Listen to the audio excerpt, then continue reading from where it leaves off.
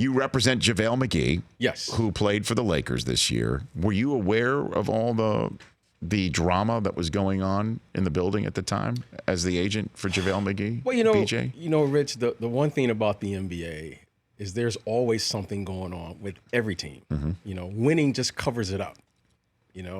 Every team has the same issues, except when you win, it just kind of goes away.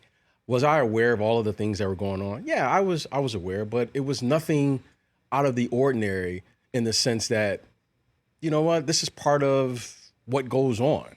But you're an agent, and can you call, say, Phil and say, hey, Phil, are you aware of what's going on? I'm sure you are, Because you have some aspects of your agenting at your disposal to try and Well, I think as an rectify? agent now, I have a kind of a unique perspective because not only did I play, I was an executive, so I worked in the front office. I was part of trying to help build these cultures that you hear all of these executives talking about now, and working with ownership. So the one thing about the Lakers that I think makes them unique is that you have to manage the expectations of your audience. Everyone was expecting the Lakers to, at the very least, make the playoffs. And that is the one variable that we really can't, we don't really know what the effects are, because if they would have made the playoffs, would this really be a story? So once they did make the playoffs and you saw the Lakers going in the opposite direction is when everything started to come out. So, I remember Tex Winters used to always say, winning covers a multitude of sins.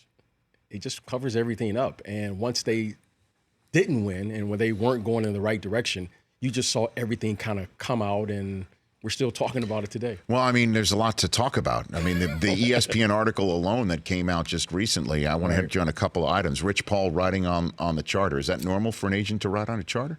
Well, it's not normal, but certainly there are agents now who ride. This is a new NBA. And at one point, we would never allow, I flew commercial when I first came in the league. Mm-hmm. All right. So a charter was just we were just happy to get on the plane.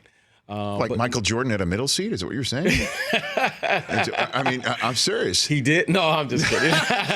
Okay. But in today's NBA, right, it's not uncommon. Do you ride charters? I don't. I separate myself from the players and the business, because I can't be friends in a sense with an executive and all of a sudden be expected to negotiate, right? There's nothing. I want to make sure that I separate the business between my friendship and the business of what needs to be done there. So I don't. But do agents now get on planes and charters? Yeah.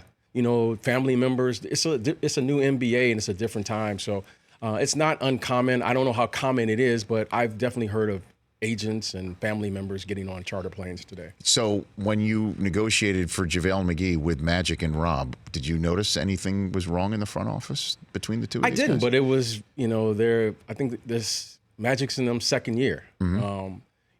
The one thing about with the Lakers is I'm friends with all of those people. Mm-hmm. I grew up in Michigan. I've been knowing Irving for 30-something years. I know Rob Pelinka. I know Jeannie Buss. So what's going on there? And I know this is potentially a dicey subject because you've got clients and you want to negotiate there, but can you give me a sense of what you think is happening? I can. When I came in, when I finished playing in 2000, I hope he doesn't mind me mentioning his name. Jerry Reinsdorf, who's I consider one of my mentors, who's the owner of the Chicago Bulls, he gave me the greatest piece of advice. He said, knowing what not to do is more important than knowing what to do. And as an owner, that is very, very, very important for you as an owner, of knowing what not to do, how to manage people, knowing what trades not to make. It's not the trades to make, it's the trades what not to make. And I think right now, that's what you're seeing with the Lakers. You're seeing Jeannie Buss learning what not to do. And because of this experience, she will be better. And every owner who comes into this league, because they're so successful in other businesses or other parts of their life, this is a different beast altogether, because you're managing people, you're managing expectations, and winning basketball games is different than going out and selling or buying or making money or whatever it is you did to become successful in the first place. And this is a different animal. So in my humble opinion, every owner who comes into this league, they go through this. This is part of their growing pains, and I think Jeannie Buss is going through it. But I guarantee you this, she will be better. The Lakers organization will be better. But as a fan of the game and watching this, you're always like, you're cringing because you're saying this can be avoided, but it just takes time to get to the next phase, which she will learn and what she'll get through. For more of The Rich Eisen Show, tune to Audience Channel 239 on DirecTV for free on BR Live or download the Rich Eisen Show app.